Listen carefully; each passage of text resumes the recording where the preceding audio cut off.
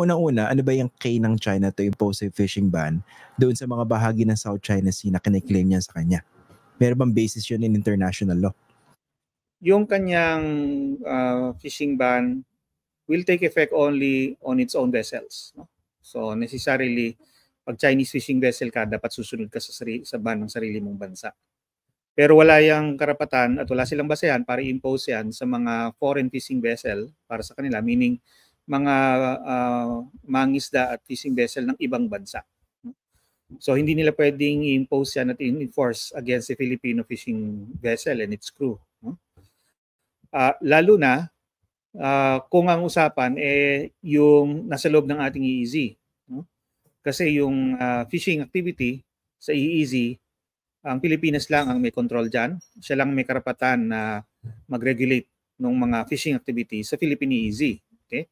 And that includes actually foreign fishing vessels. No? Kasi under UNCLOS, yung pagdating sa usapin ng management ng fishery resources sa EEZ,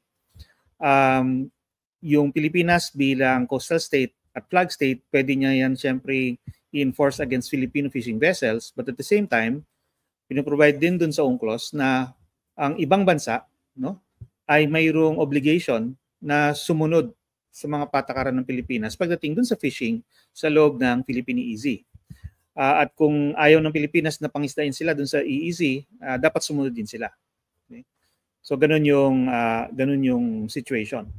So yung China, wala siyang karapatan na i-enforce yung fishing ban nila sa loob ng Philippine EEZ.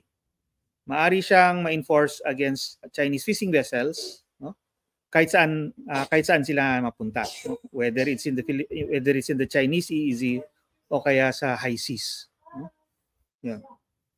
Basta hindi covered yung foreign vessels kung gusto nila implement yan sa kanila lang. Dun sa base po rin sa announcement nila, ano bang bahagi ng West Philippine Sea yung sakop nitong fishing ban nila? Well, historically nga, lagi nilang pinalalabas dun sa mga fishing bans nila, no, na yung buong area ng 9-dash line or yung ngayon 10-dash line na siya, no?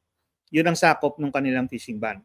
Okay? And usually yung regulation nila, yung ban, ang gagawin lang sasabihin lang yung parang yung kumbaga yung southern limit ng ban na kumbaga every fishing in below this area of the South China Sea, tapos i-state yung coordinates ng line, hatiin niya yung South China Sea between north and south. This fishing is stopped for all for this area. Parang ganun lang, no? Pero yun nga, ang implication is ina-apply nila sa buong South China Sea, which is yung buong area nung 9-dash line o 10-dash line. Okay. Ano naman yung sir, attorney, yung implication kung sakali hindi nagprotesta yung mga bansa, kunwari yung Pilipinas dito sa fishing ban na ito? Kasi sabi nyo, hindi naman siya, we don't know whether effectively they're implementing that. Pero the fact na they're making that announcement or that ban, what if hindi magprotesta yung mga apektadong bansa? Ano yung implication nun? Well, ang implication nun, di parang tinatanggap natin na pwede niyang i-enforce at maaring effective yung ban na yon sa loob ng ating EEZ. Okay? So kaya importante na sasagutin agad sila na yung fishing ban nyo, hindi yan pwede sa loob ng aming EEZ. No? Kami lang ang may karapatan na mag-establish ng ban at mag-regulate ng fishing activity sa loob ng ating EEZ. Why don't we do that pala? Yung ban na yun. Kasi alam naman natin, binanggit nyo rin, no? Historically, bumaba yung fish stock. And importante, i-easy natin for our food security. Why don't we do that? Ban yung fishing ng foreigners. Meron tayong sariling version natin ng ganyan, yung tawag natin closed season. Pero yung closed season natin, mas scientific yon dahil, kumbaga, focused yan on specific areas talaga. At ni-enclose natin yung area na yon. Hindi tayo nagsasabi lang na everything up north of so many degrees, kunwari, which is what they do. Sa atin, dinidefine talaga natin yung area. Kunwari, the Moro Gulf. Tapos maglalabas ng notice na merong nakadefine doon na area. No? The drawing natin. Yung area where the closed season is effective. So yun yung ating counterpart dyan. Pagdating naman dyan sa West Philippine Sea, wala pa tayong in-implement na ban dyan. So pagkakalam ko, no? Hindi pa nagiging necessary yun dahil in the first place, yung pangingisda natin doon ay hindi kagaya ng sa China. No? We're only taking a fraction of the potential fishery resources in the West Philippine Sea. Okay? For various reasons. Number one, yung ating fishing fleet, alam mo naman, mga traditional bangka yan. Tapos, kumpara mo sa China, maliliit lang yung bangka na yan. Ang average siguro mga 15 tons, 15 to 20 tons lang yung mga bangka na yan. So, kaunti lang yung kanyang catch kung ikukumpara mo dun sa China. At yung kung ikukumpara mo doon sa potential fishery resources sa EEZ ng Pilipinas dyan sa West Philippine Sea, baka hindi pa nga niya kayang ubusin yun no? Tapos yung pamamaraan pangisda natin actually environmentally more less risky to the environment, no?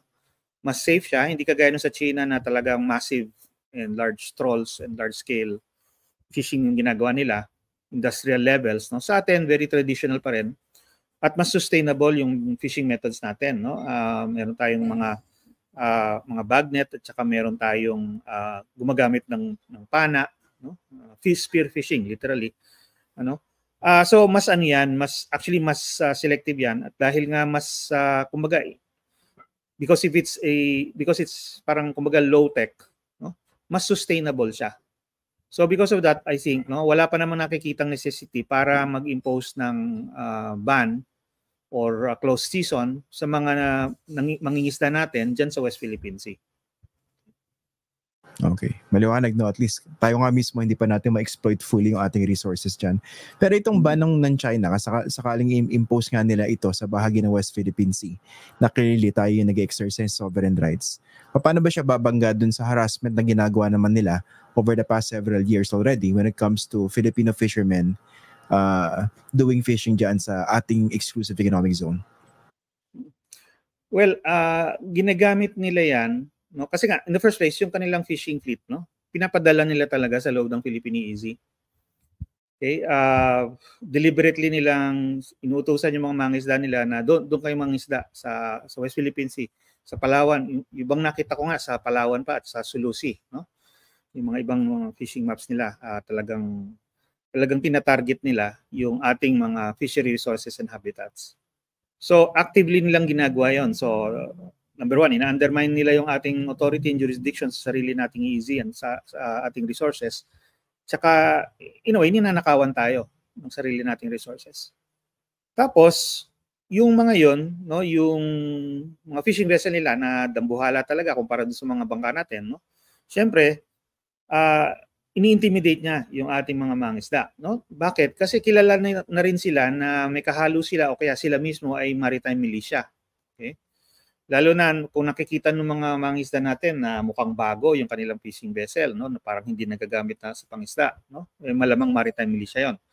At madalas din pag nakikita nila yan may kasamang Coast Guard vessel na malapit, no? At alam nila na nangyari na before na nagtutulungan yan yung China Coast Guard at saka yung maritime militia nila na actually gumagamit sila ng fishing vessel na hindi naman nangingisda. Alam nila na nambangga na yan before, nagram na yan before, meron na silang sinira. Alam din nila na pag kumbaga nag-angkla sila na malapit yung mga yan, anytime biglang may lalabas na mga Chinese Coast Guard, no, na in a small boat, tapos siguro iaharas sila, palalayasin sila, puputulin yung kanilang angkla para wala silang choice kundi umalis, no? At kung ano pa, no?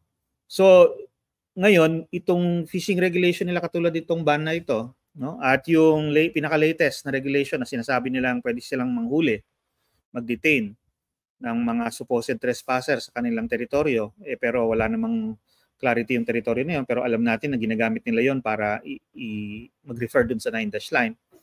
So yan, gagamitin nila yan siguro para nga tuluyan na tayong takutin, no? Yung mga mangisda natin, tuluyan na nilang takutin para hindi na bumalik sa kanilang pangisdaan.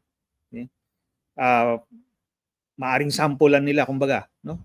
Kunwari, manghuli sila ng isang fishing vessel tapos pahirapan nila yung crew nun para mabalita yan doon sa mga lahat ng ibang fishing vessel, mga fishing communities natin para matakot nga sila. And since napakalalaki nila, no, yung mga ating mga fishermen, wala silang laban, no, yung mga bangka nila walang laban din sa mga steelhead vessel na mga yan. at wala silang mga water cannon, wala silang mga baril din, no? Siyempre matatakot 'yan, no? At ma-intimidate 'yan.